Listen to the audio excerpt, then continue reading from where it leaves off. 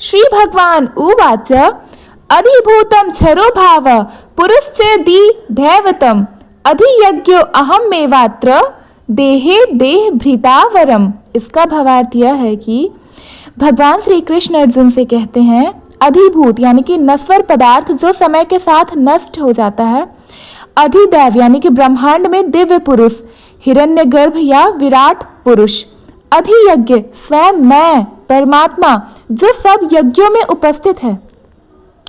यहाँ भगवान समझाते हैं अधिभूतम क्षर भाव। इसका अर्थ होता है कि यह समस्त भौतिक जगत जो हमें दिखाई देता है क्षण भंगुर है। चाहे शरीर हो, धन हो या भोग, सब एक समय के बाद नष्ट ही हो जाते हैं।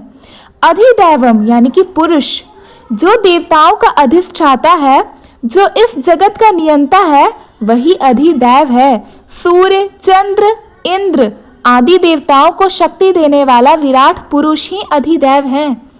अधियज्ञ अहम एवं। इसका अर्थ यह है कि यहाँ भगवान कहते हैं अर्जुन से, हे अर्जुन, यज्ञ में जिसकी पूजा होती है, जो उसमें निवास करता है, वह मैं स्वयं हूँ।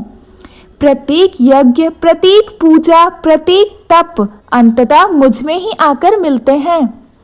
एक कथा, महाभारत काल में एक साधक प्रतिदिन यज्ञ करते थे।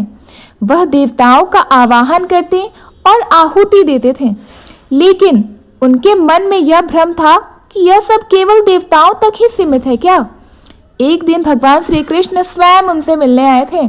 उन्होंने कहा, हे साधक, जिस अग्नि में तुम यह आहुति देते हो, जिस देवता का नाम लेकर तुम मंत्र बोलते हो और जिस फल की आशा में तुम तप करते हो, वह सब अंततः मुझ में ही आकर मिल जाता है, क्योंकि मैं ही अधियज्ञ हूँ। मैं ही देवताओं को सामर्थ्य देने वाला हूँ, उन्हें शक्ति प्रदान करता हूँ। साधक की आंखों में आंसू आ गए। उसने कहा, प्रभु, अब मुझे समझ में आया कि कोई भी पूजा आपसे अलग नहीं है। हर यज्ञ, हर प्रार्थना का गंतव्य आप पर ही आकर मिलता है। इस कहानी से यह संदेश मिलता है, यह शिक्षा मिलती है कि भौतिक वस्तुएं क्षणिक है। इस संसार में कुछ भी स्थायी नहीं है।